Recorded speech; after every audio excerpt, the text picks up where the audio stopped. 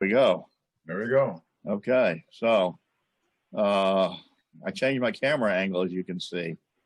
I had my son gave me a camera mount that kind of clips on places, clamps onto places. So I figured I'd give it a shot.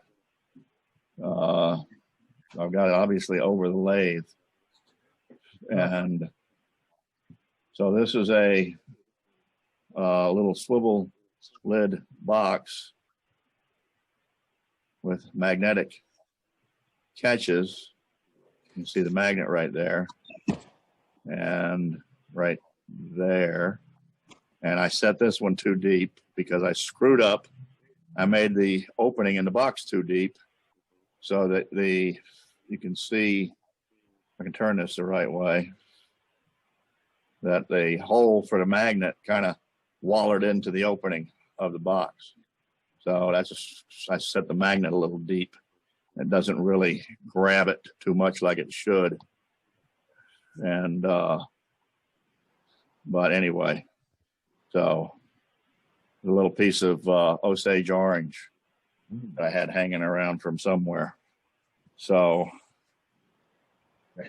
that was from the guy from Tennessee back in the day.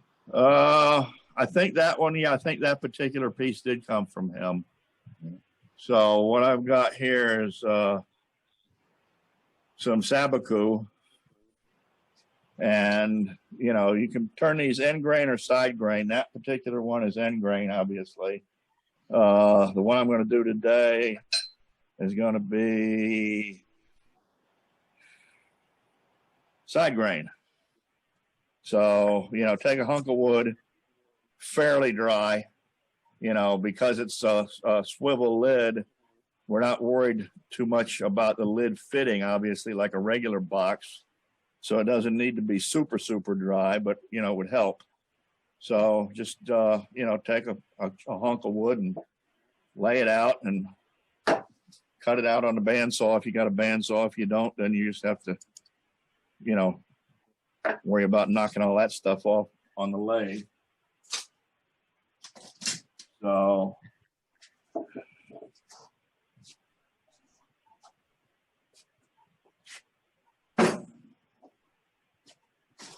first thing I'm going to do is put it between centers. And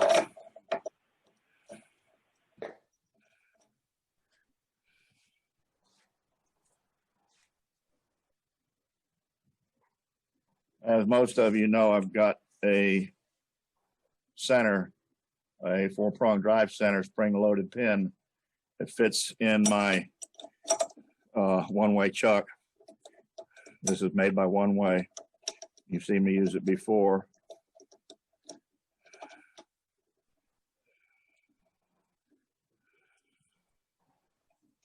And let me get a rag to cover up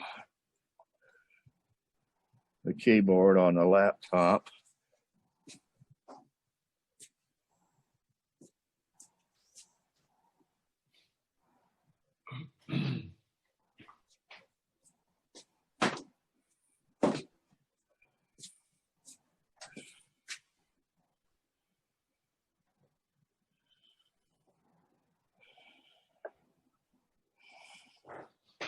Okay.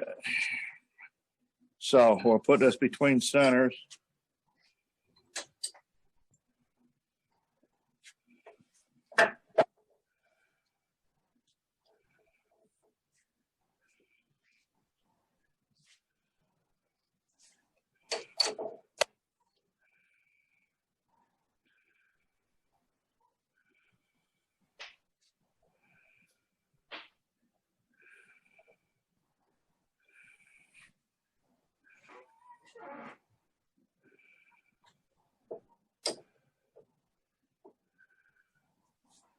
That looks pretty good there.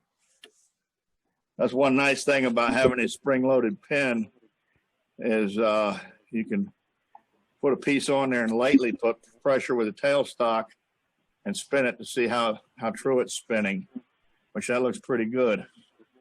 So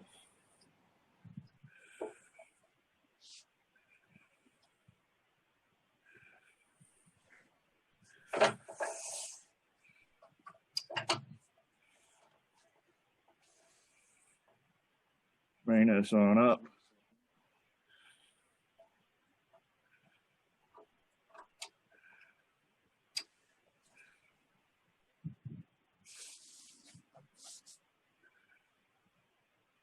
Got my glasses on.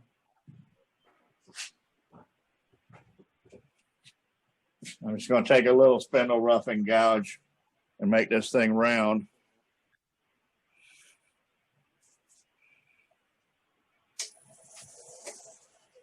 It'll help you put it in the proper direction.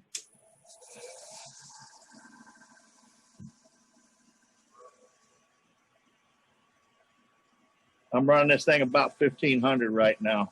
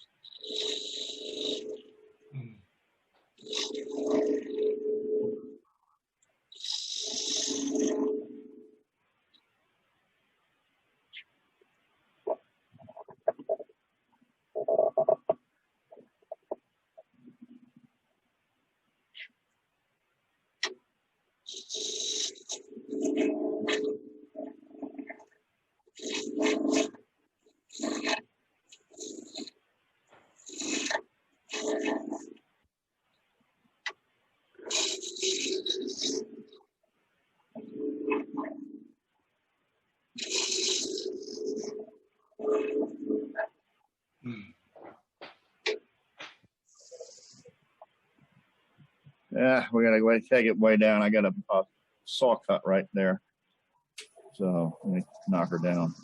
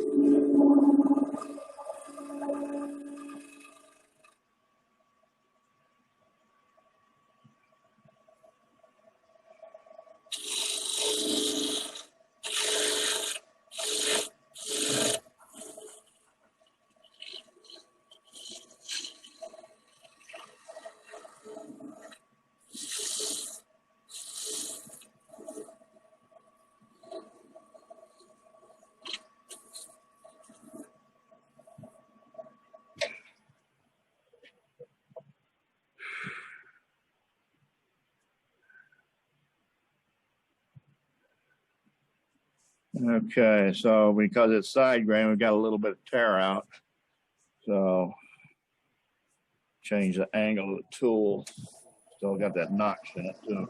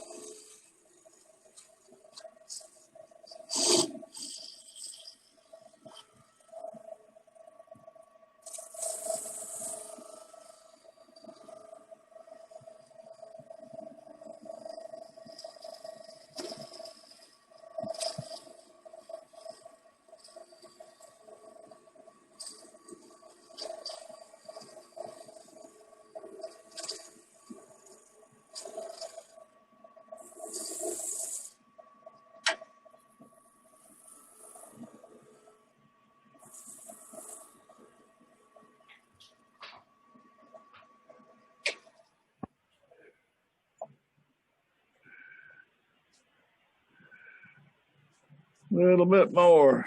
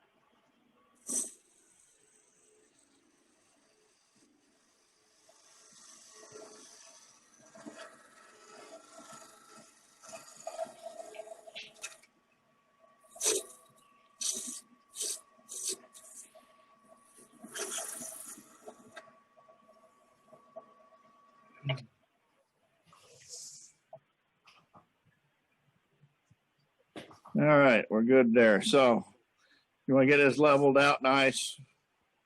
Or a little off. Let me take a little more off of this end.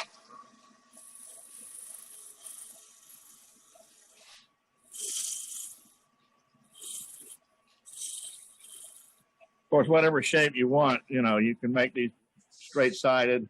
You can, put shape to them. Normally you would shape them, I think, a little bit after you get them parted off. And so what we're going to do now is we're going to put a tenon on one end. And I'm going to use a parting tool to do that. I'm going to clean off the other end. Just take a real light path, get it square.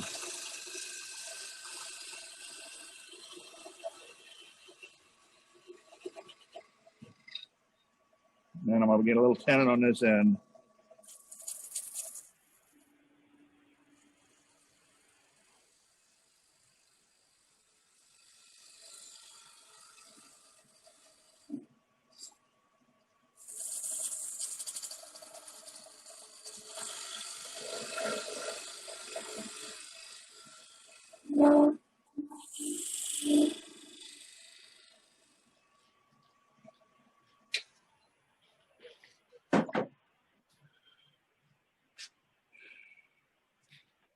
Okay.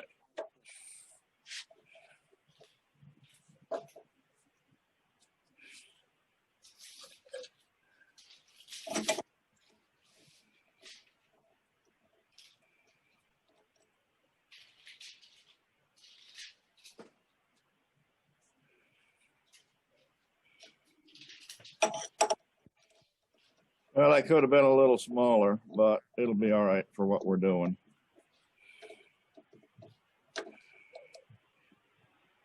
Not ideal to have these jaws that far apart, but with a little piece like this, it's not going to hurt anything.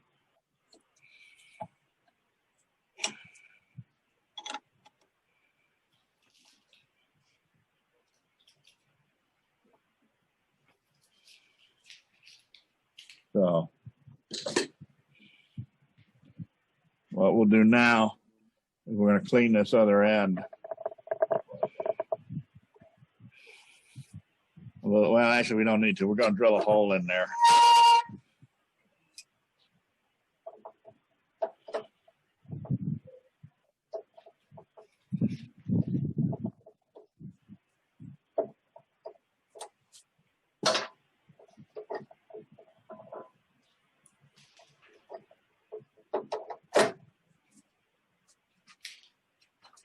So I'm going to take a 2 1/8, I think this is. Yeah. 2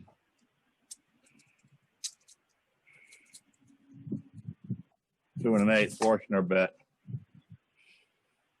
Make a little recess, mortise, whatever you want to call it.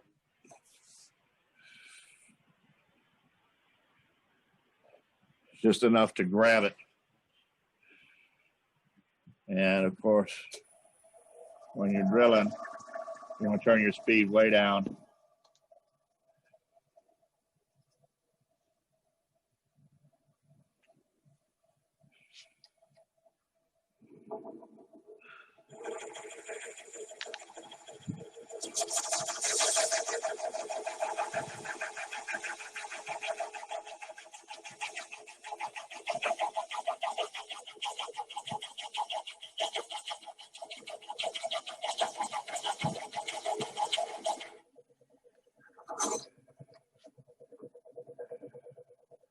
Go a little more than that.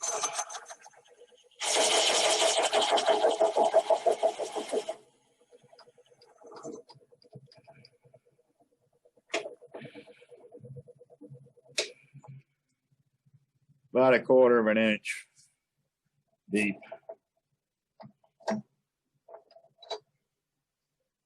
And get your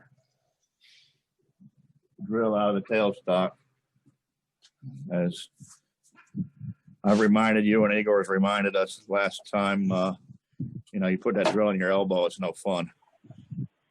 So now what I'm going to do is I'm going to clean out the bottom a little bit because, of course, with the Forstner bit, you've got that dimple in there for the center point of the bit. So I'm going to clean that up, make a bottom, whatever decoration you want to put on the bottom, because this is going to be the finished bottom.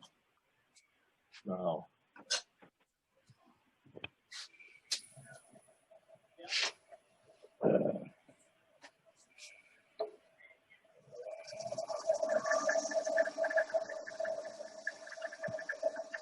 Speed back up about 1600. And I'm using a 1/2 inch bowl ground.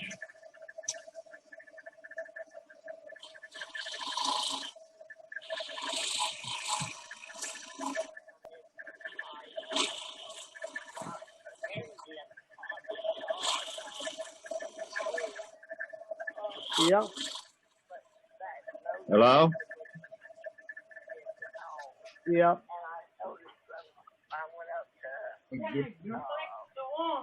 Question?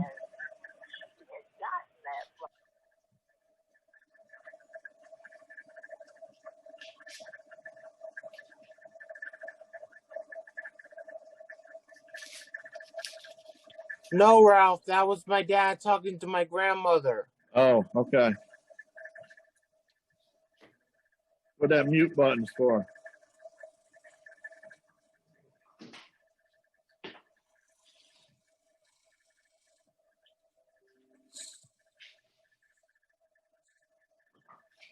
All right, so just kind of get rid of that dimple, kind of fade it in, blend it in. So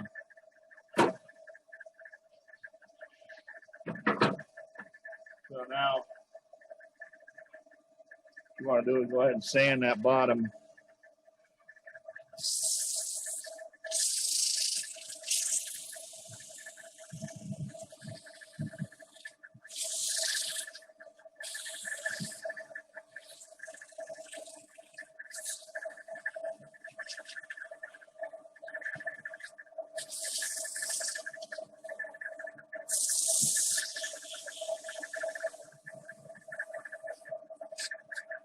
And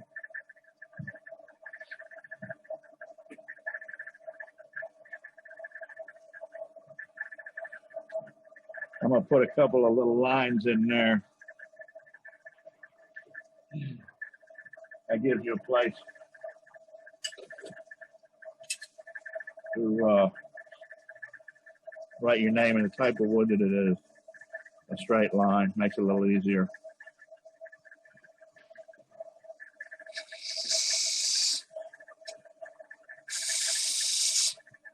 I'll put one out here just for fun.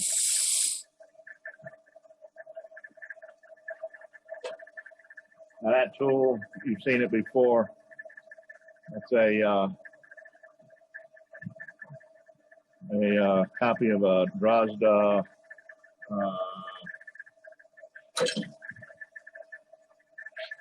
whatever the hell she calls it. I can't remember now. I hate it when that happens. The Vortex tool? That's the one, the Vortex tool. That's the one. Thank you.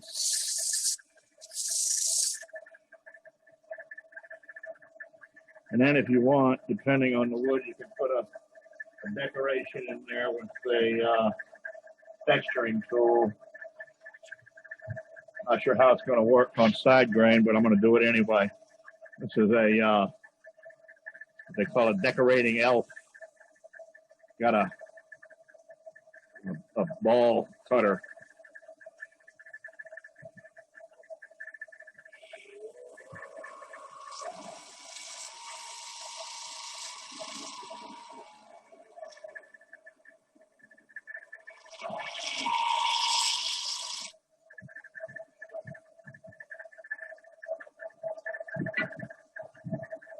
Got several different cutters that you can order with this tool.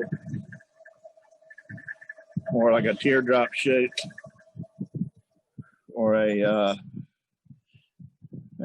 all right. It didn't turn out too bad. I don't know if you guys can see it. That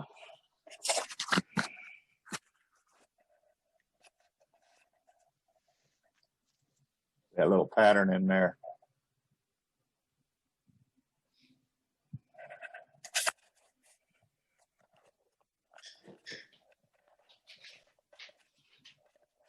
Ralph. Yes. Sorry for asking because I'm late, but what are you doing? What are you turning? Oh. We're making a box. Oh, that's great. A swivel Okay. top box. Great. Oh, that's nice. Thank you. Sorry for interrupting. It's okay. You get my wake up call? Yes, I did. Sorry. And So, all right. So now we'll, put some finish on there.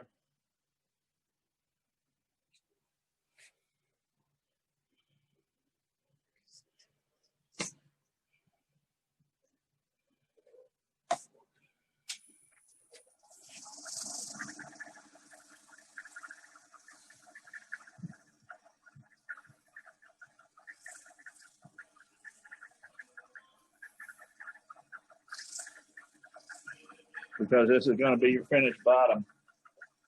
This is just one way to do it.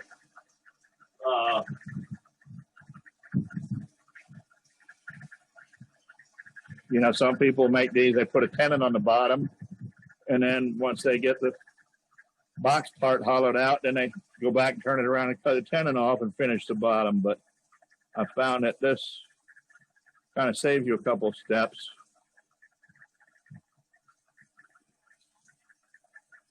And with the right jaws,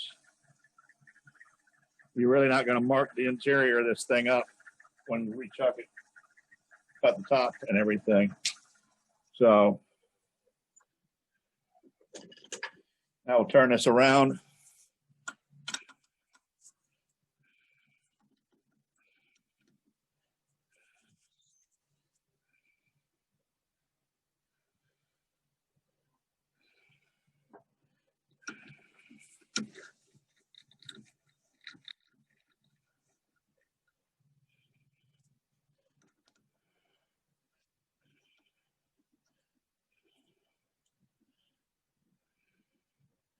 Snug it up.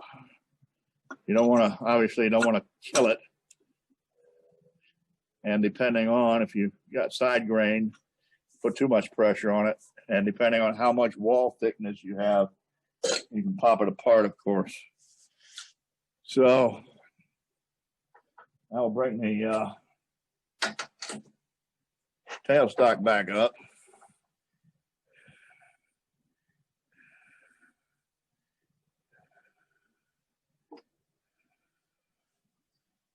And I'm going to reduce this tenon a bit because it is a bit too big.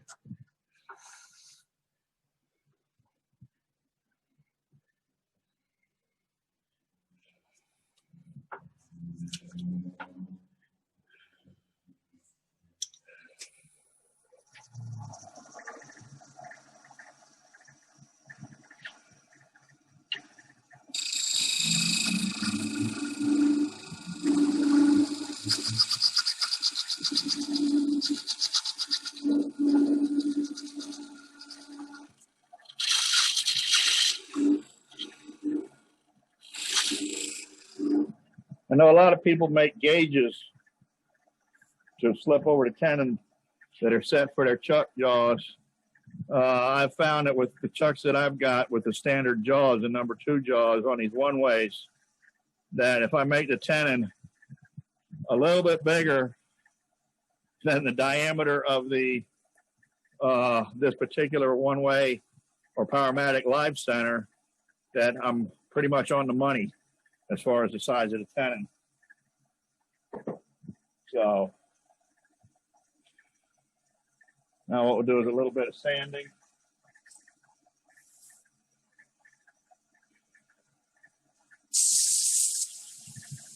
Move your tool rest out of the way when you sand, of course.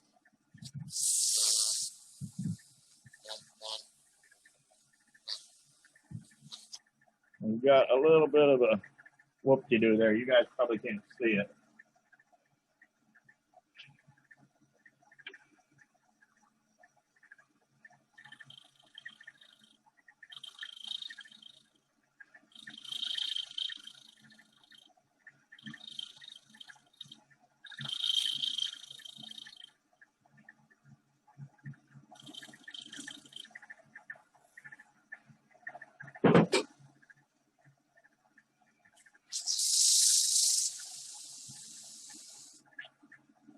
Fan on.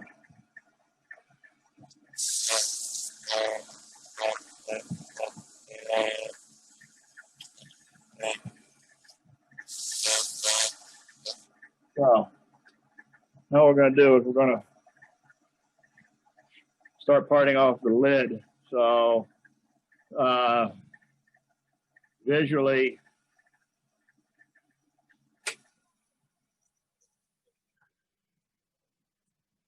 about something like this, I'd say about a, I don't know, about a quarter of the full length. Looks good to me. So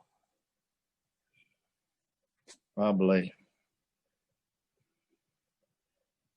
right about there. Which actually may be about a fifth, actually. Hard to say. I'm not going to measure. Doesn't matter.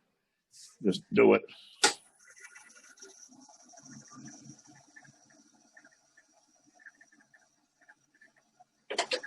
So I'm going to take my ultra thin parting tool, which is a Sawzall blade with the teeth ground off and ground to that shape on the front. And actually, you guys for years have seen me use these with no handles, but I finally made a handle for it. So come in.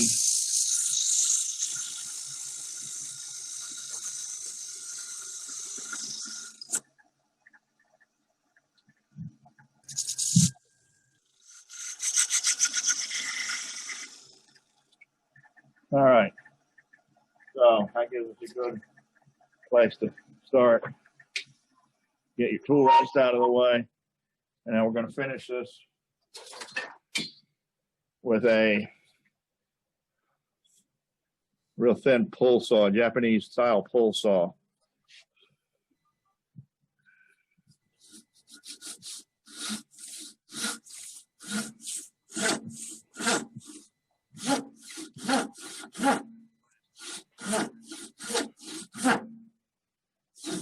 But I almost really screwed up good here. So let's stop and go back, because what we need to do is we need to locate where the hinge pin and the magnet are going to go.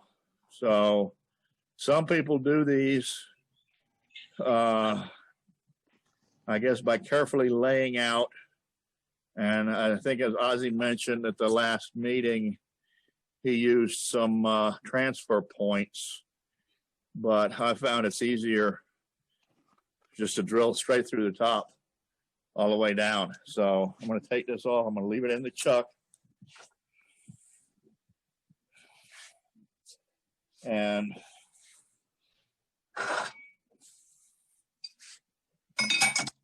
take it over to the drill press and drill a couple of 16th inch holes in the lid. But before I do that, ahead of myself here, I need a straight line across the top. So I'm going to take my tool wrench and put it hopefully on center or pretty damn close. And take a pencil and strike a line. I can see I'm off center.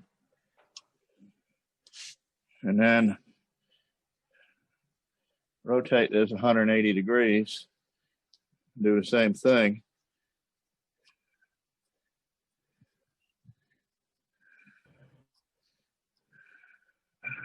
And then you can either move your tool rest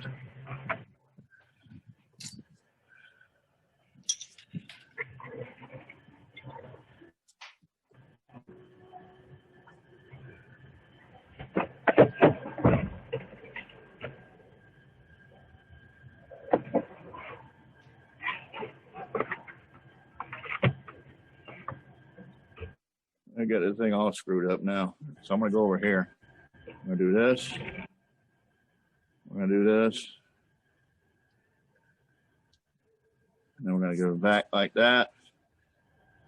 And we're good. Okay, so there we go.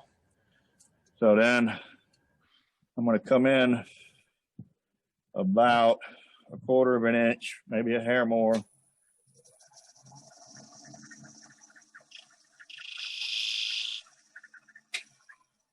Put a line. And now we're going to go over and drill the holes. Now that we know where we're going to drill them.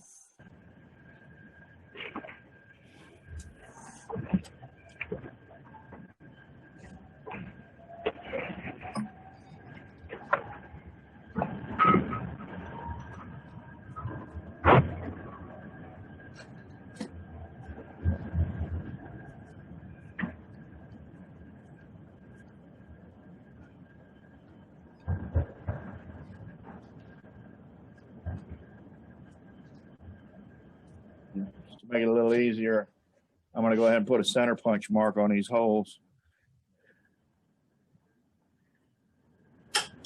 That way the drill can't walk on me.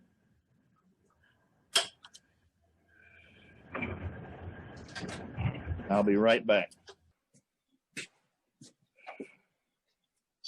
Okay.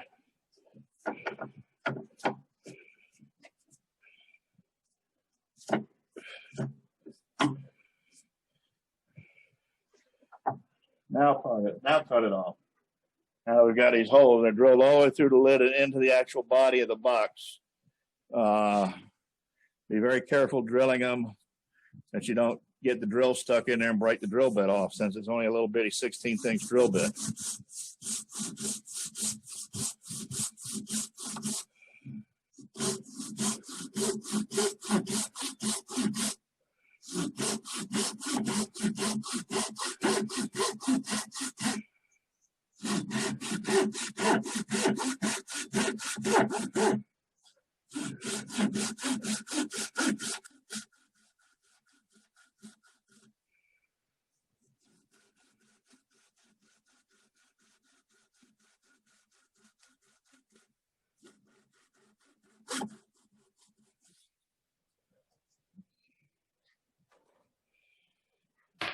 Oh, there we go. So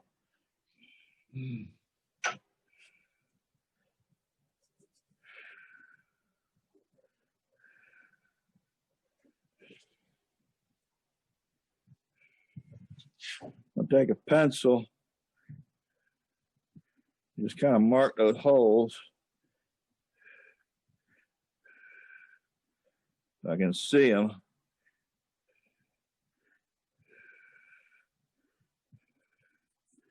And then we can come back. We can start our reset with the drill again if we want.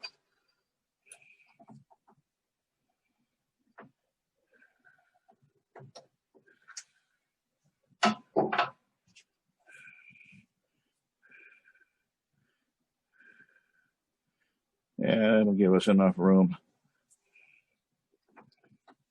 I'll make sure that you don't do like I did on the other one and make the recess too big and get into your holes where your magnet's going to go.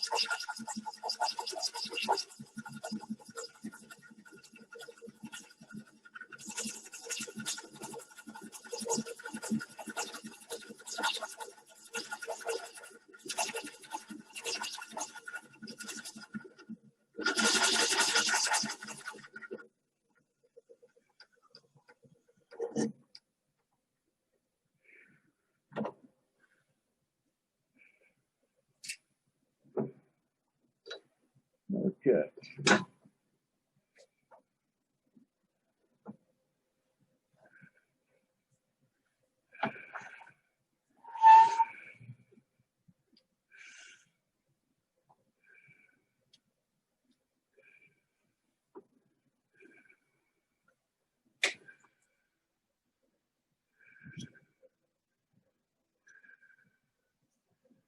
All right. So, Ralph, now we're going to do, yes, take the drill bit out of the tailstock. it is. It's already out. Oh, good move. Thank you. I automatically do that. Even though it takes time, I just thought it's something I automatically do. Yeah, it only usually takes 100 times in your elbow to learn that. Yeah, exactly. So we're going to hollow this out now because, you know, depending on what you're using this for, you know, they call this a salt box. So you're going to be pinching salt out of it. So you want the bottom to be round, a hemisphere, not, you know, not square and flat like a regular box. I think you can see.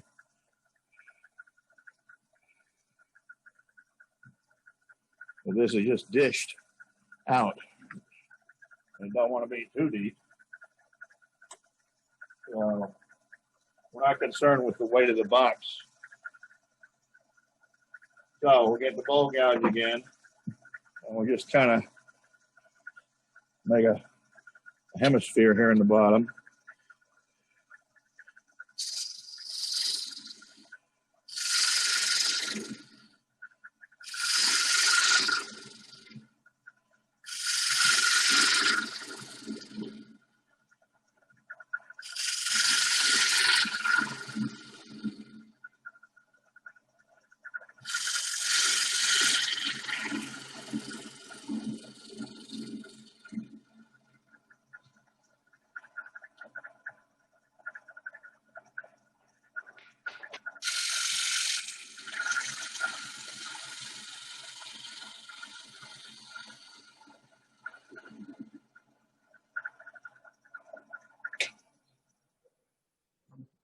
Clear my chips so I can see what I'm doing. A little more.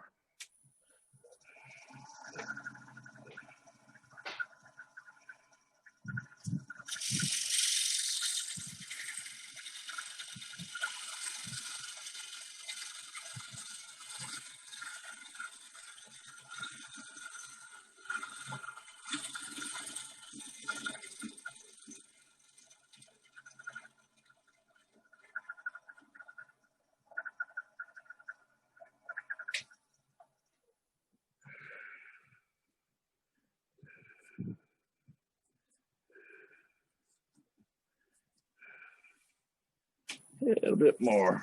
Move that out a little bit.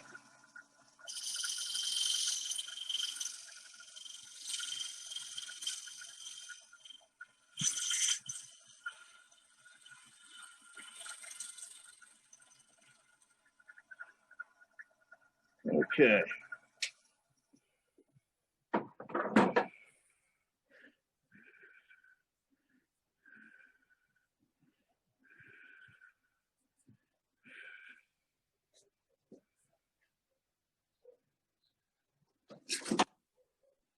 little round nose scraper. Clean that up just a hair. Raise up the tool rest a little bit.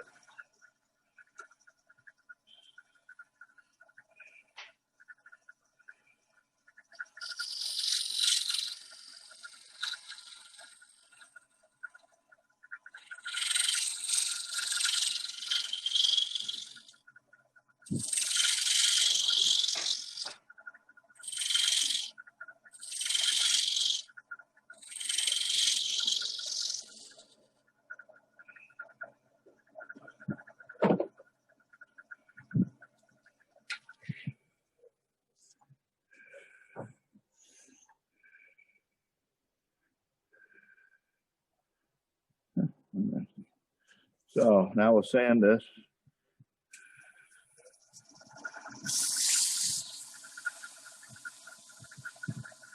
Surface off.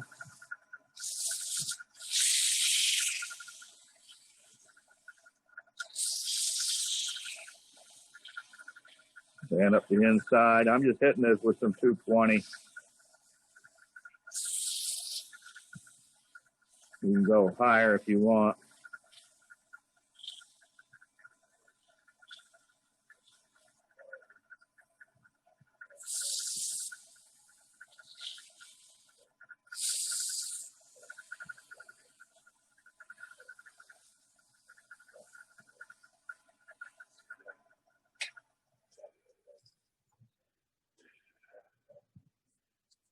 So we've got some scratch marks here from the saw. So what I'm going to do is I'm going to take a real light pass across there.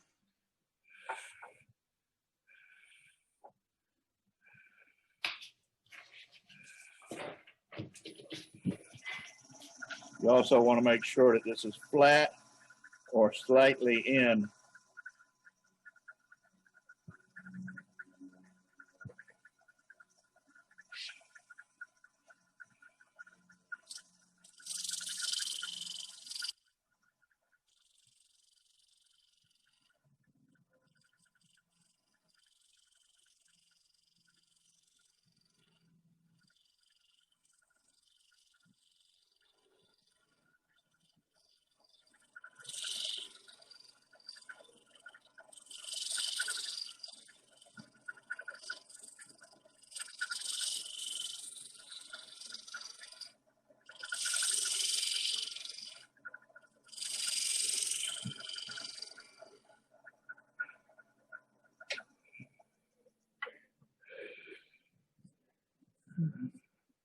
A little more.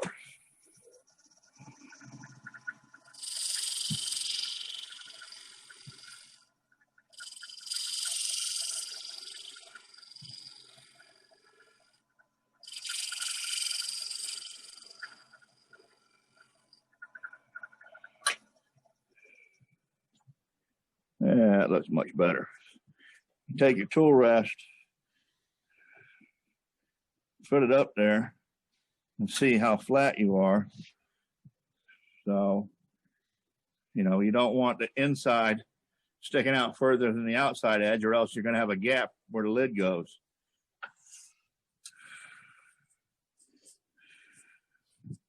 So, do a little more sanding.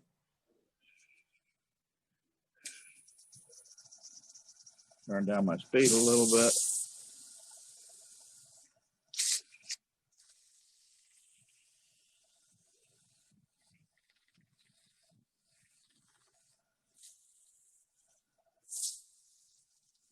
Go ahead and sand the outside.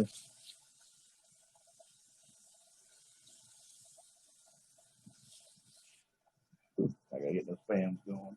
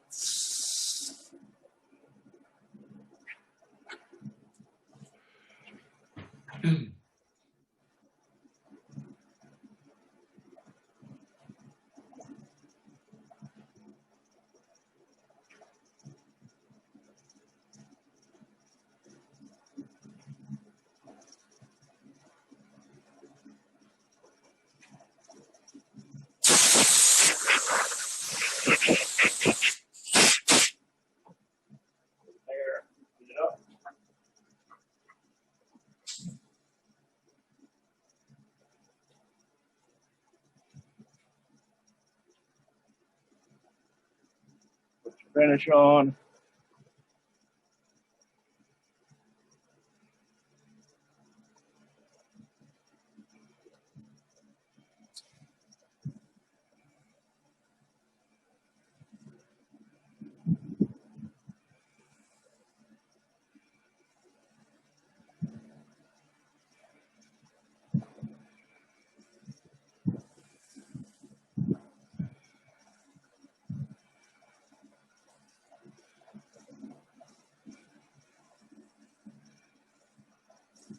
I'm using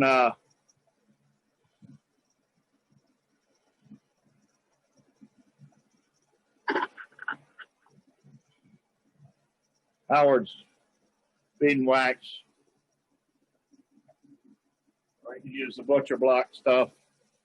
I'm putting it on with a Scotch Brite, green Scotch Brite.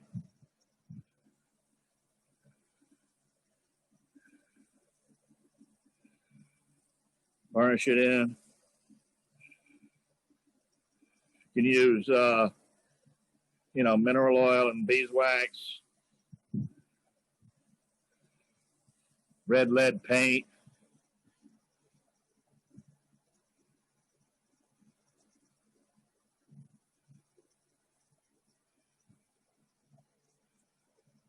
Let that spin a minute. And then buff off. And then what I'm going to do is we're going to take this over to the drill press and drill our holes for the hinge pin and the magnet. So let me relocate this camera while this is drying.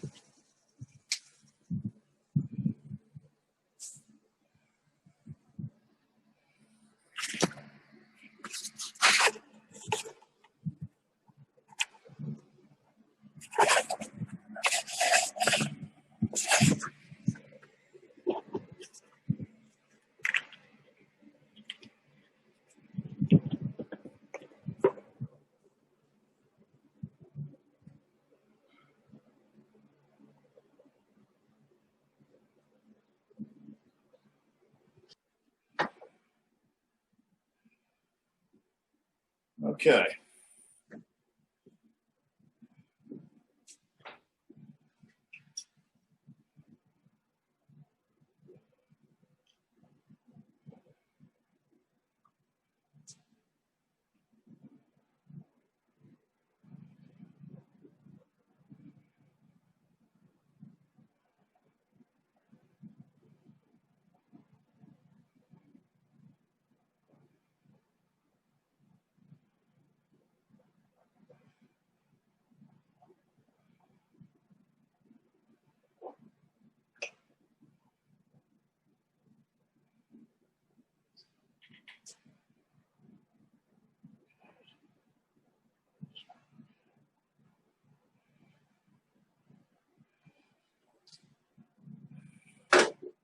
So I'm going to switch to a 3/32 drill bit because that's the size pins that I've got.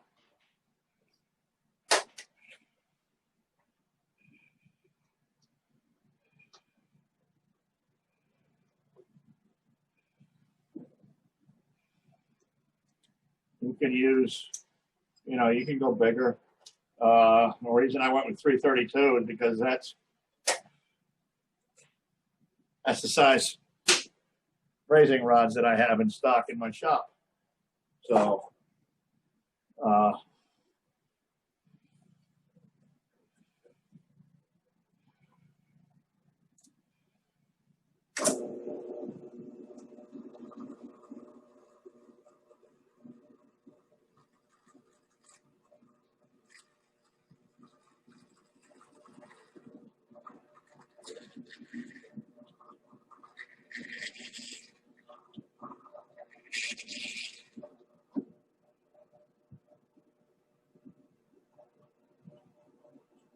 don't do that at home.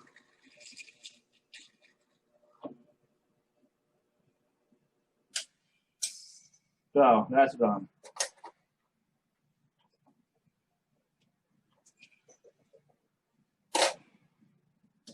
Now we're going to take a 1/4 inch brad point bit, because that's the size magnets that I got, 1/4 inch. I'm going to go to the other side.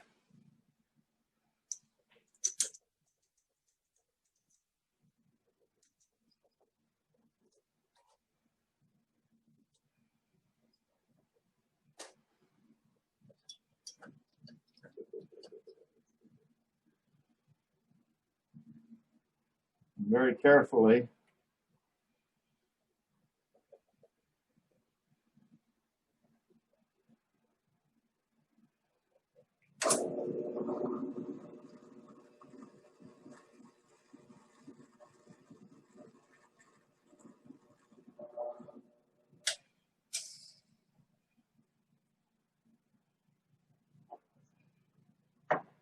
I got 1/4 by, trying to think what size did I get? 1/4 by 1/4 or 1/4 by 1/8?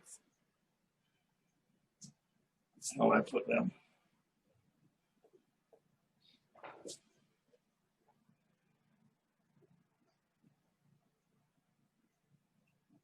Like about 1/4 by 3/16.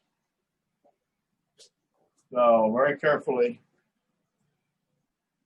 You don't want to get this too deep like I did on the other one.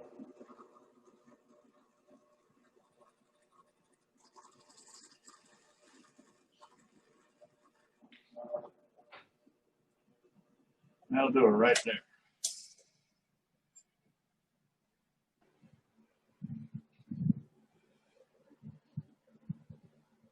You can see that magnet sitting in there just below the surface. Okay. So I gotta sit a minute. Oh. These are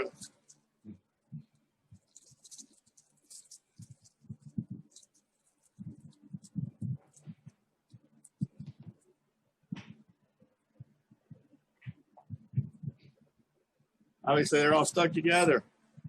Magnets that I got.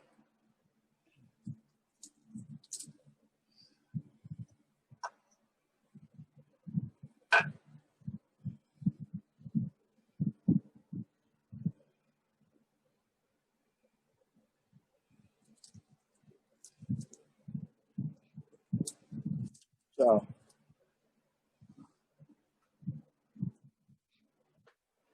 now, go ahead and glue this in.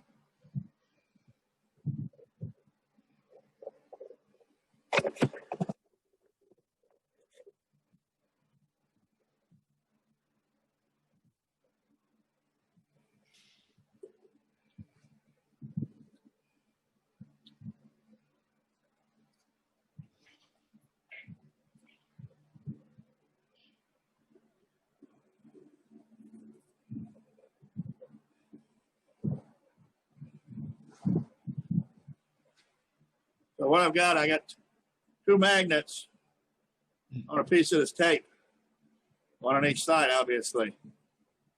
So what I'm going to do is I'm going to mark the mark them with a marker.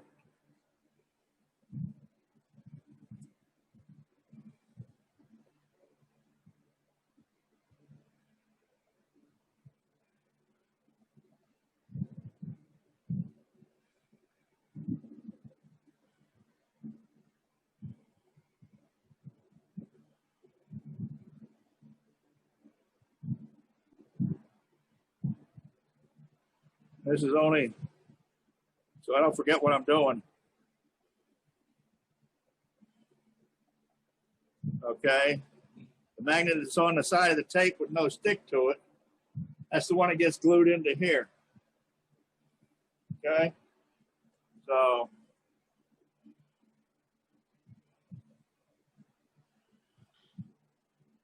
take a dab of super glue.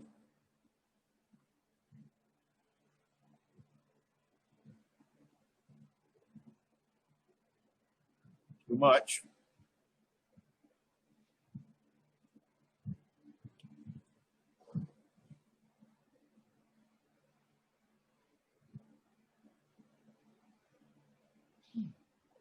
wick some of that out of there. I got a little too much in there.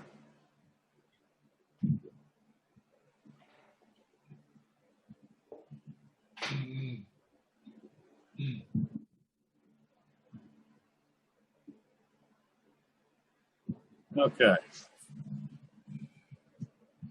Now I'm going to take that one that's not on the sticky side. I'm going to stick it in there like that, and then slide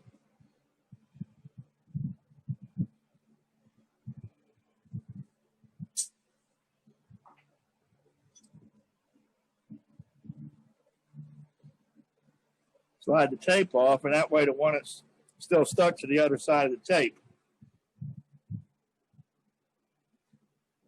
See, it's still stuck on there. So I can do the other side on the lid.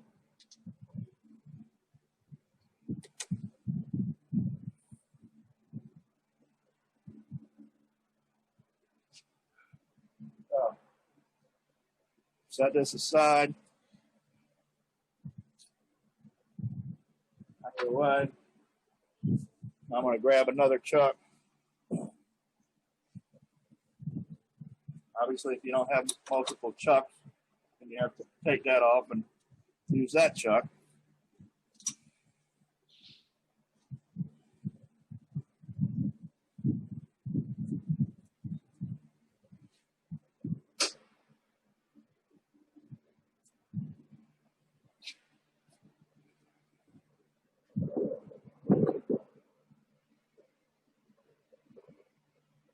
So now I'm going to put this in here.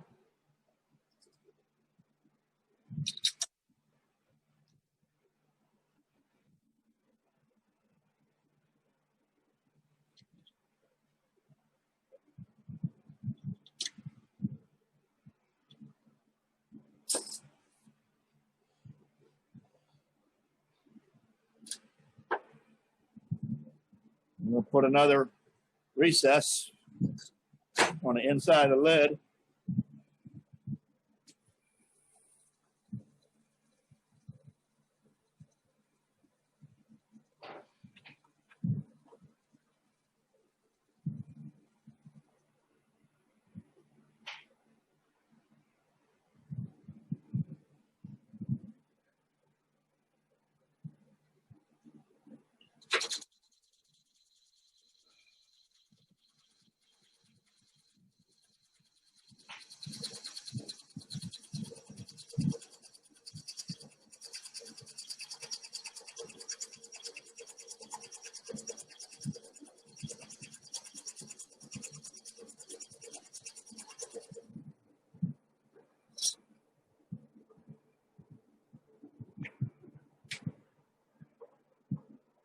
That looks good. Yeah, a hair more. I still got to clean up the face of this.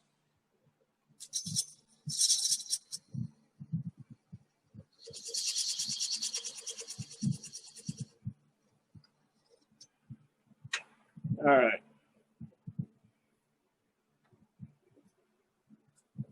A little bit out.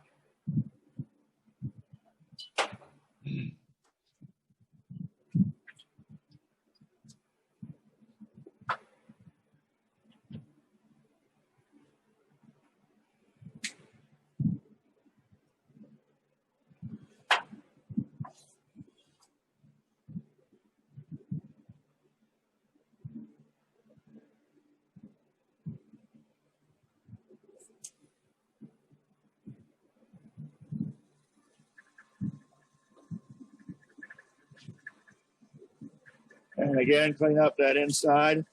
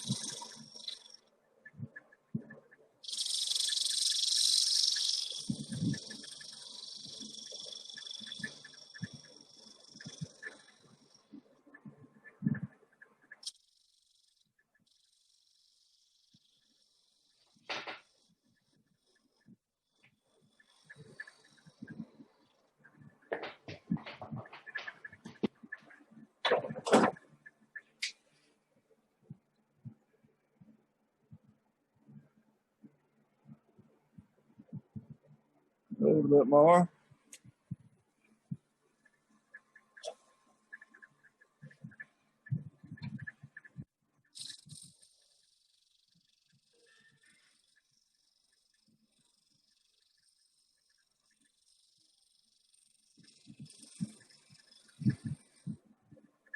A little scrape across there with the side of your bowl gouge.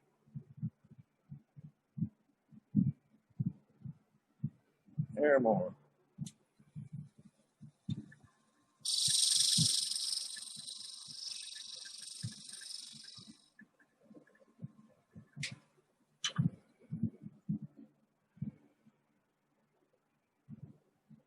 All right, flat.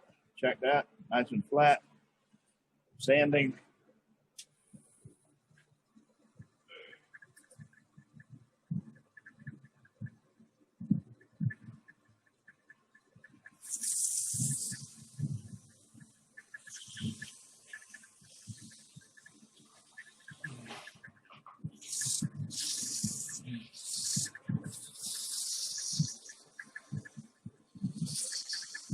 Now, obviously, for demonstration, I'm not doing a lot of sanding.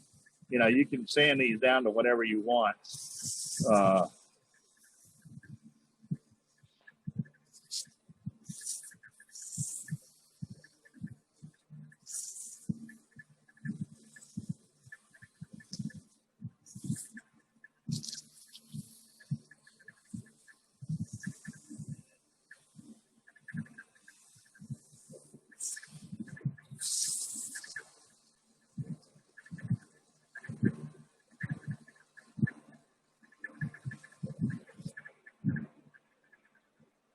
A little decoration if you want. I left a little bit of a line there. You can see. I don't know if you can see it. With the bowl gouge, you put a couple of little ones in there. Just for fun.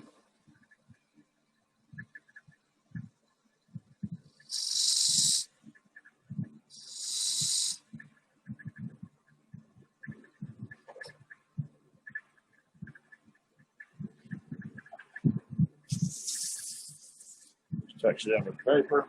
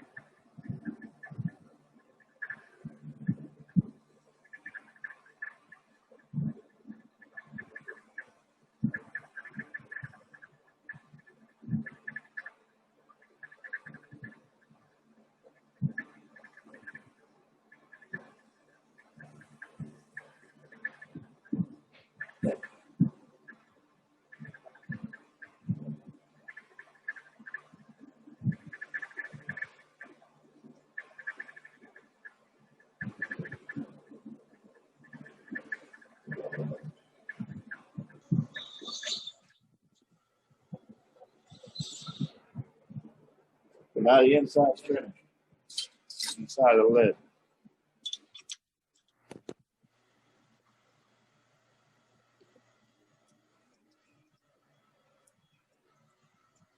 Flip her around.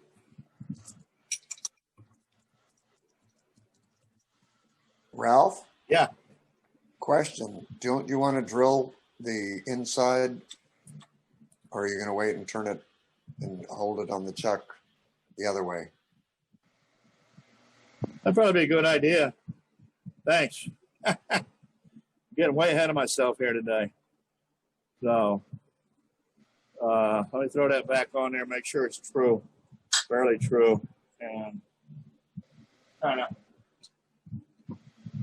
messed up when I started drilling the top holes. My eyes were not behaving, so I got one hole, if you can see it, right there. There's actually two holes, but only one of them goes all the way through. Obviously, that's the one for the magnet. So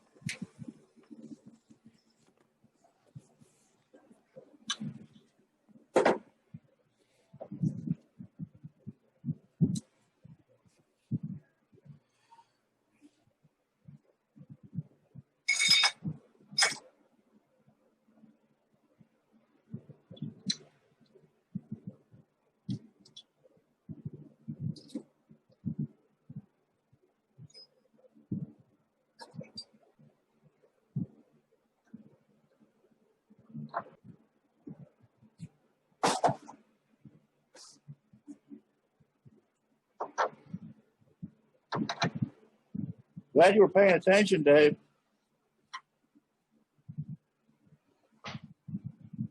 My pleasure. So now for the magnet, I did not drill that hole all the way through. I just drilled it enough for the magnet. And when we get around to the other side, you'll see why.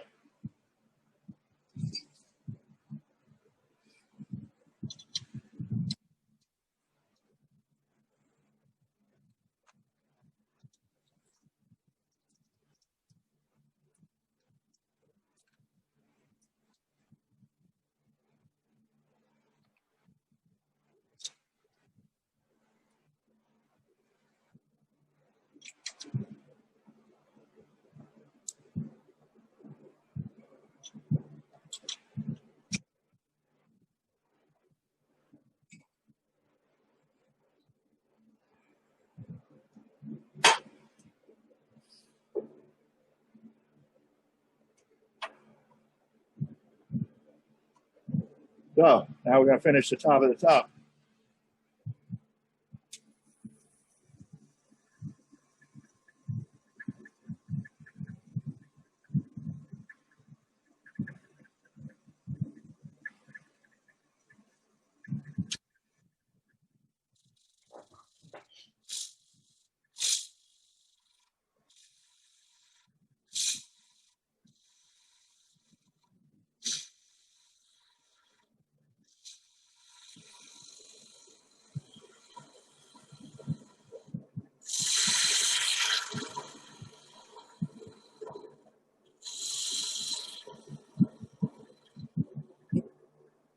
Got my tool rest in here.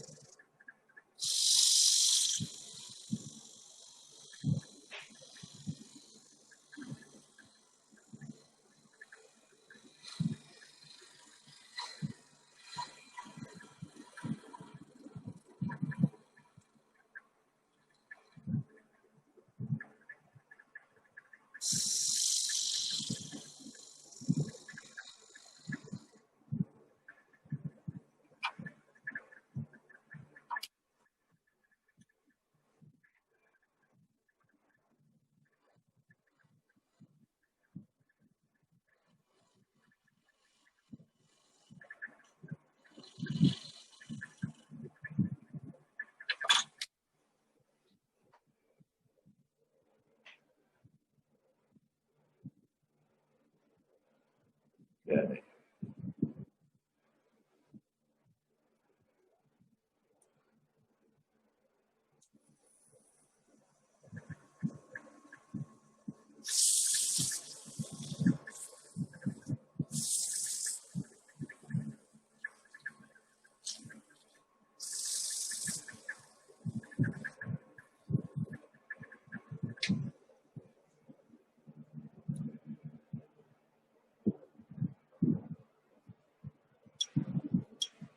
So now what we're going to do, we're going to, should have done this when I put this on, is lined up the hole for the hinge.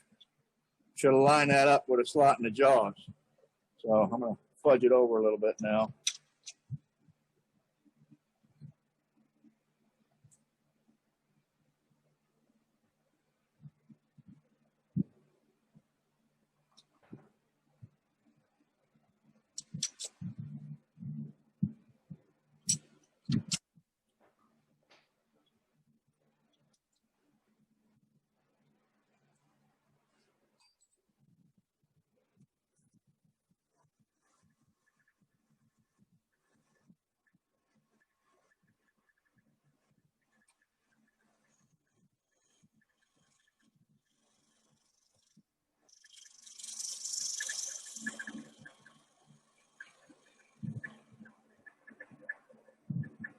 Okay.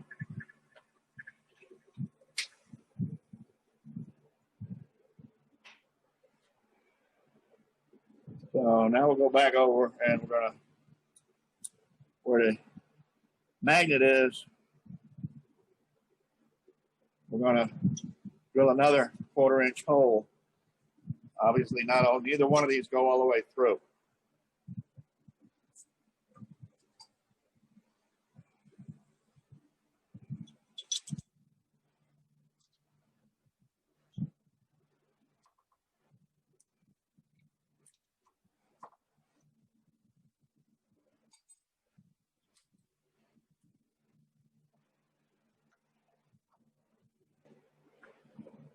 Now we've got a hole there. So what we need to do now, make a plug for that hole. And I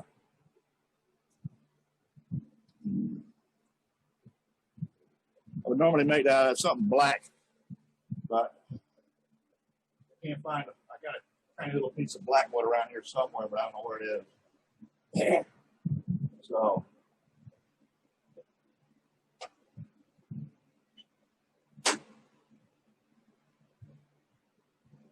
I'll use something else. I'll use a piece of maple, which will probably, when I get the finish on, will turn about the same color as the lid as is anyway. So what I've done is I've taken a piece of maple and chucked it up in a smaller chuck. And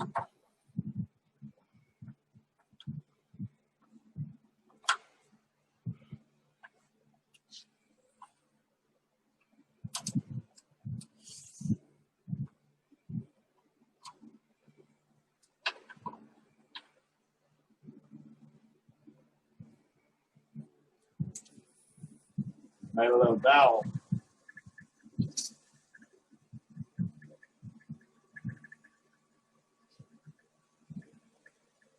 And what you can do is use that wrench.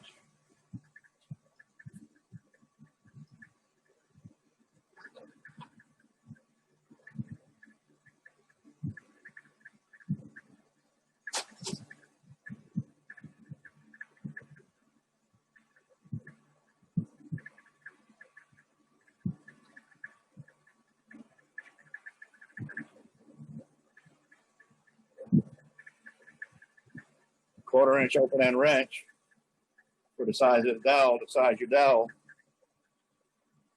Just come in with your parting tool.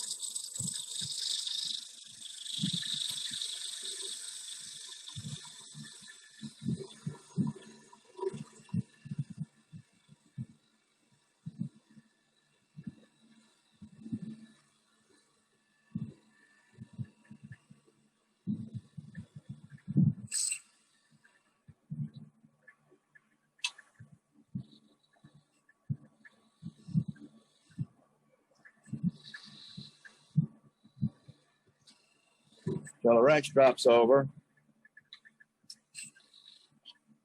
You got your dowel.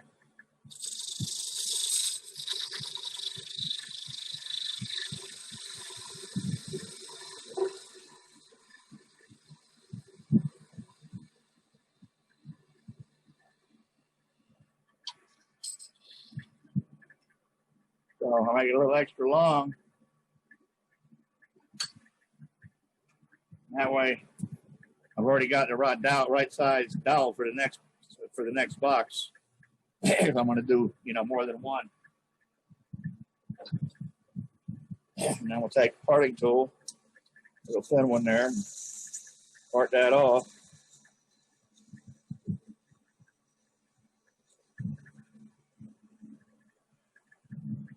Make sure you grab it because you're never going to find it in the shavings on the floor.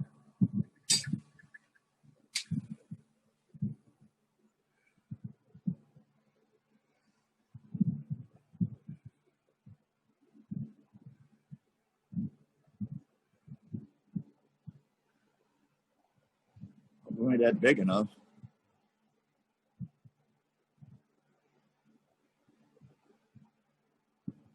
Put a drop of glue in there.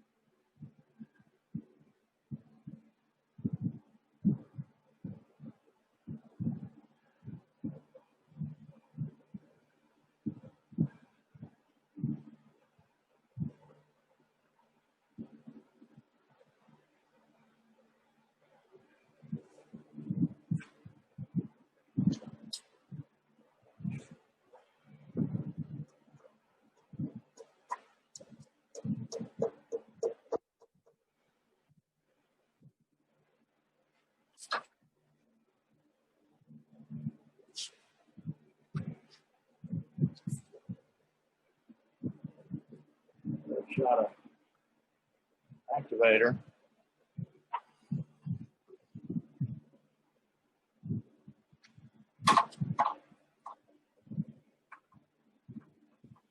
Did you drill the hinge hole all the way through? Enlarge it? Yeah, the hinge Did you hole drill- enlarge and drill the hinge hole all the way through? I don't know if I did or not. Probably not. Doesn't look like it. So we'll go back over there and make sure that that's drilled all the way through. I thought I did. Yeah, I did. Let me check.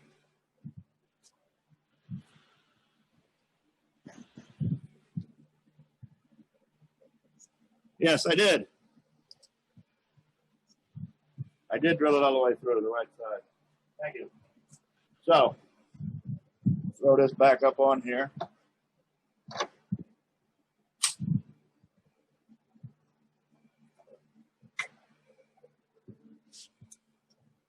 And I could have made that dowel a hair longer, but it's all right. We'll just trim some off until everything's flush.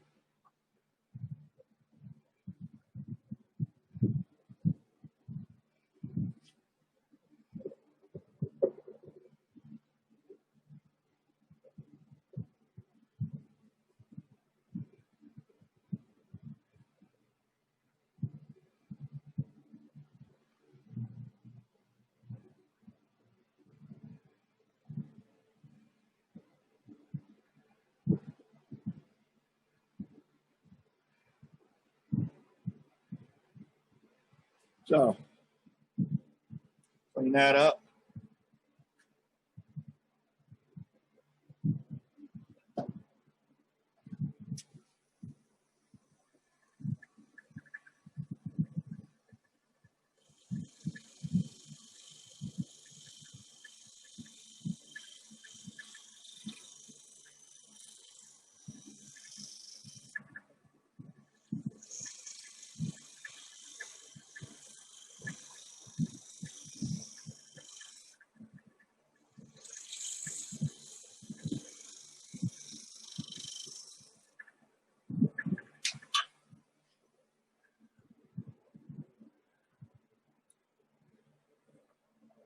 Yeah, you can see that, right? So,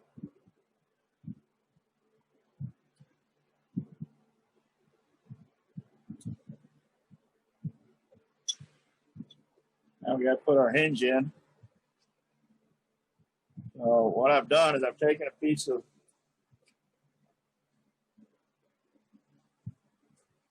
brazing rod and stuck it in my drill to clean it up, shine it up. Okay. And obviously it's way too long.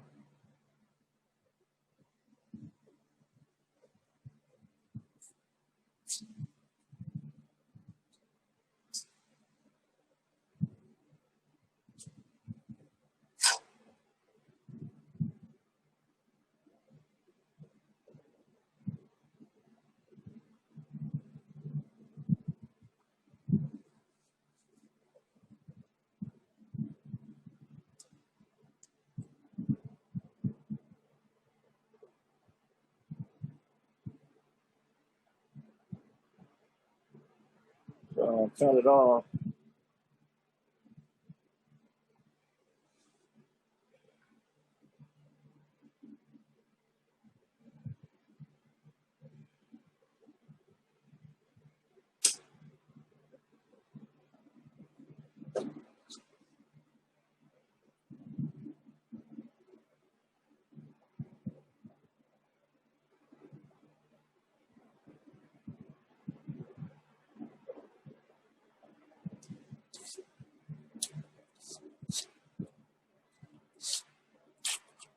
And on the part that's going to go in the box, do a little bit of sanding on the bottom, smooth it out a little bit.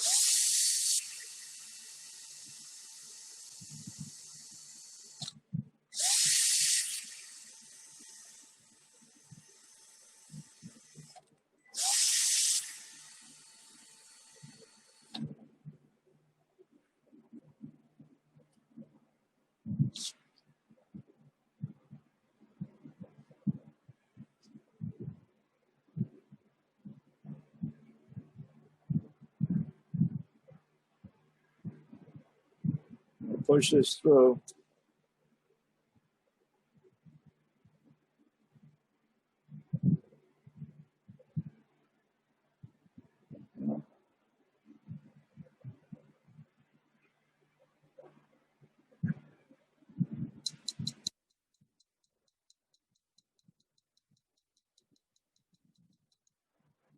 Oops, I missed.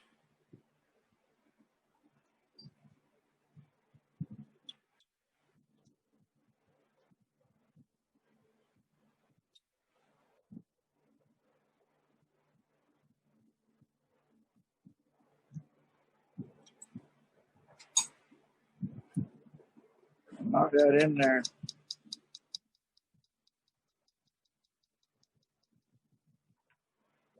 Almost. Just sticking out a little bit. Put a little dab of glue on it.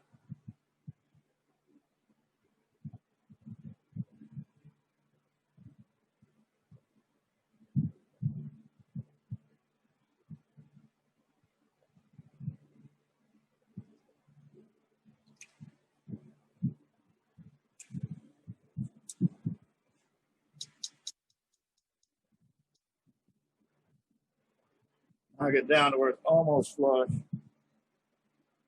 The hair sticking out. A little juice on it.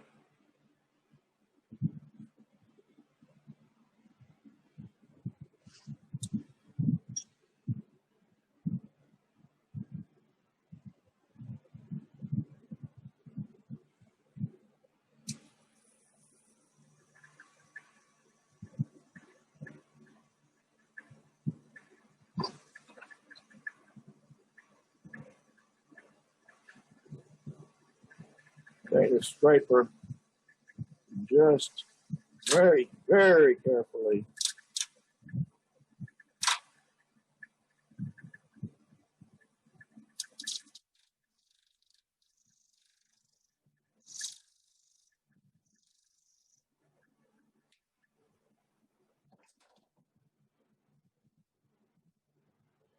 Let it flush, then go back to sanding.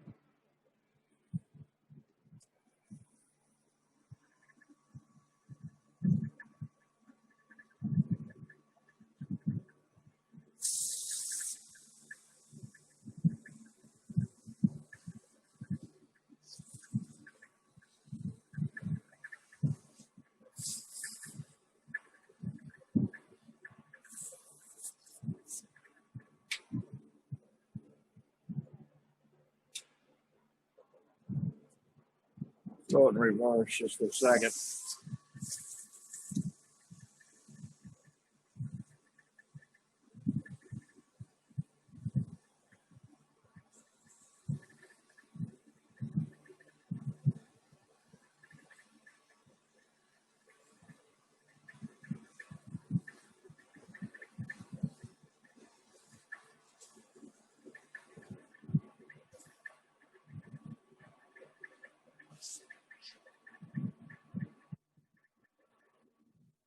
Finish it on.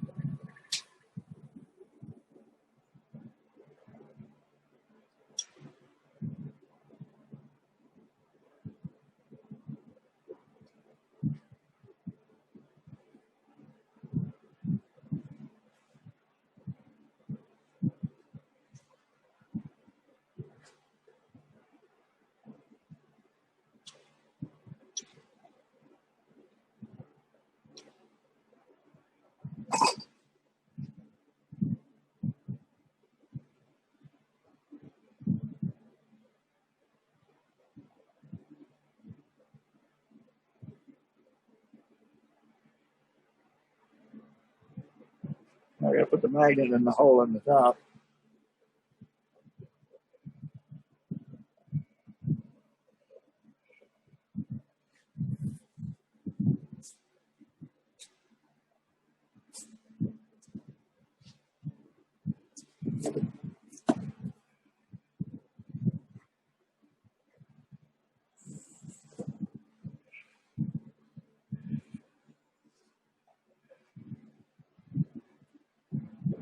I got that hole just a hair deep.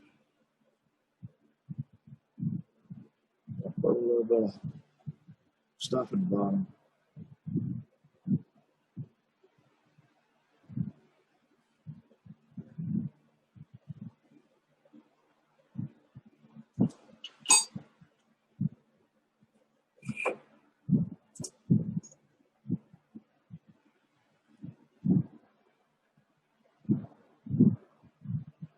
That'll work.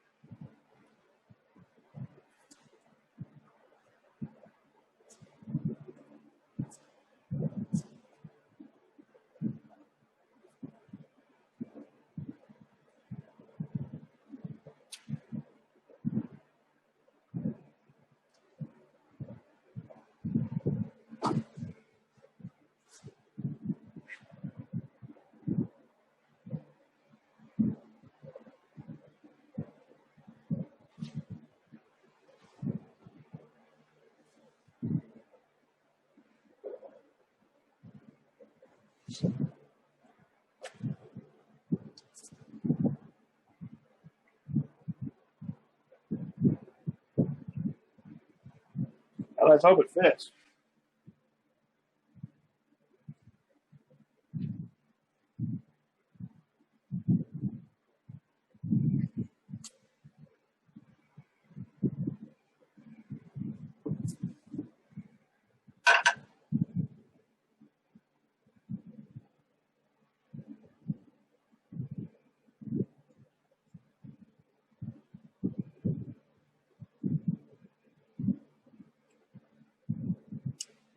Uh-oh. Yeah, I knew that was going to happen. That glue didn't set up and it pulled the other magnet right up with it.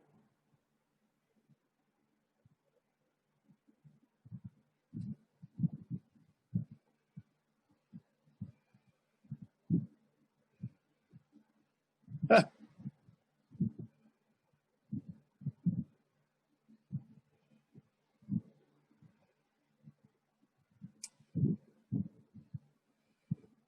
I'll be damned. Pull the magnet out of the top. The glue wasn't set up enough. So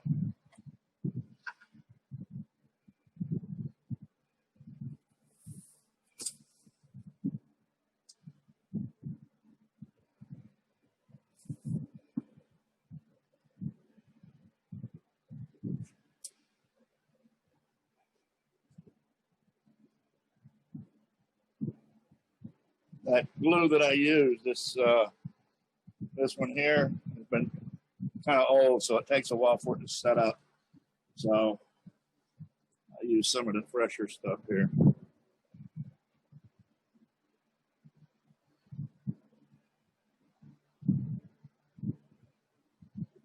And again, too much.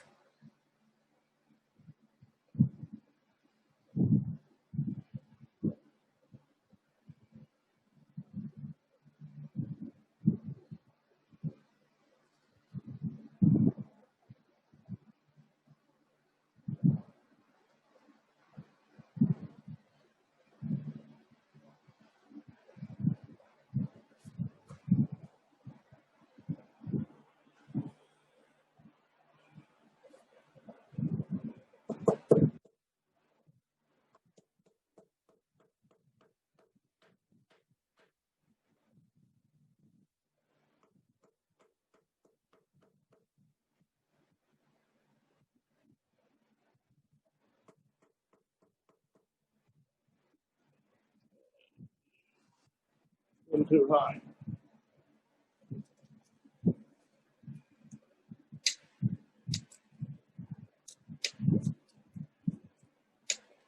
Well,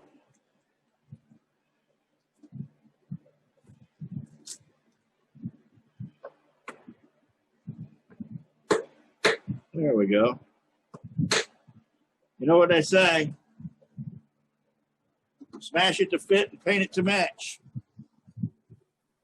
Or use a bigger hammer. That's right.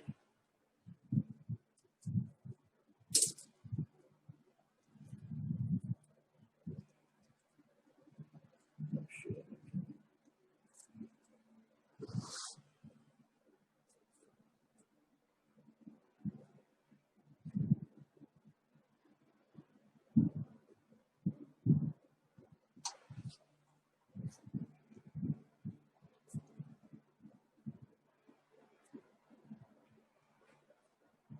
Now I got glue smeared all over the place. That's all right.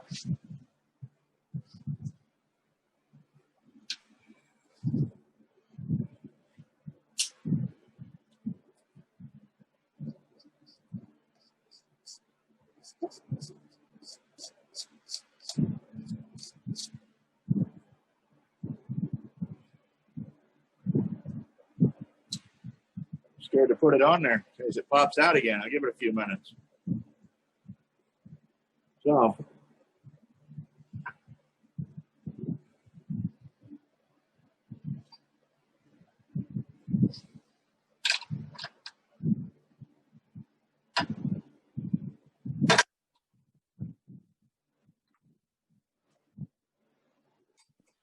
Ralph, do you Yes. glue the pin in as well, or is that just free flowing? I glued the pin in the lid, Okay, but not in the base. not in the base. It's a pretty tight fit. You know, there's different ways of doing this. Different people do them different ways, obviously. You know, like I said, a lot of guys will put a tenon on the bottom and do this and then turn it over and cut the tenon off. I just kind of thought, you know, I'm going to save a couple of steps by doing it this way. You know, that's something I picked up from that Glenn Lucas video.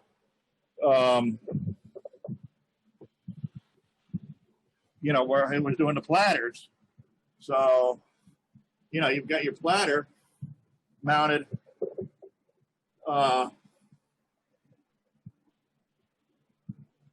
You turn the bottom first and put a mortise in there so you can do the top.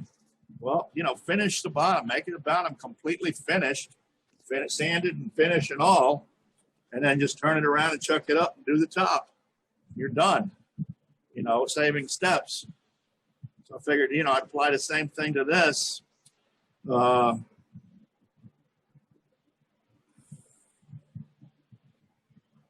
You know, like I stated, with that piece of maple and with this Sabaku, that pin, that plug, basically disappears. You can see it right there. And no, I did not make that mark. That's a bug line in the wood, that black line pointing at it. But, you know, you can see where a piece of black wood would perfect in there. So, you know, if you go on YouTube, there's, I don't know how many, you know, 40, 50, maybe more, maybe less videos of people making these, you know, and doing them, you know, slightly different ways. I saw one where the guy used a threaded bolt and put an insert in the box part. You know, those same type of inserts that I showed you at the last Saturday thing that I used on the donut chuck. So seems like a lot of extra work to me. But well, let's see what happens.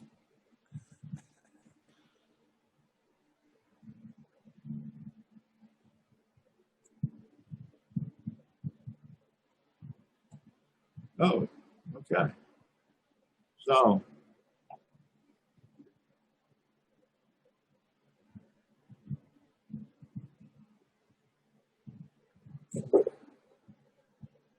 So there you have it.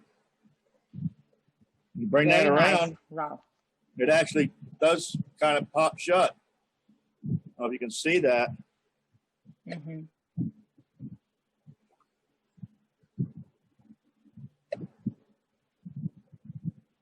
So that's the deal. You know, the important thing is getting everything lined up. Otherwise, it's not going to, you know, it's going to be cockeyed. I know somebody that made one and they tried doing it without drilling through the top for indexing, and it would never sit right. So it's, you know, it's one of those things. I guess if you were super, super careful with your layout and use those transfer pins that I believe Ozzy was talking about, then, you know, that would hopefully eliminate that problem. But, you know, to me, I don't see any objection to having a little brass dot. You know, you can use a little bit larger diameter. This is just because of what I had in stock. If I was going to buy something for this, I'd probably go with 3/16 instead of 532, but, or at least 1/8, maybe 1/8 instead of 532. But, so that's it. You know, obviously put your name and the type of wood on the bottom. That's why I drew those lines. So I can have a place to follow. Otherwise, my writing is as terrible as it is even worse without a line to follow. So, and, you know, you can use it for whatever you want. Decoration, you can put salt in it. You can put spice in it. You can put anything you want in it. I love it. Very Great nice. job, Ralph. Thanks. Thank you. Great job. So, let me Really get this beautiful. off in a spotlight. And we'll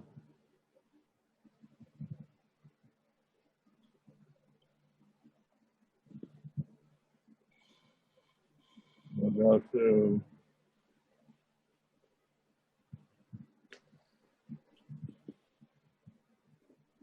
all right. I don't know how to get out of here.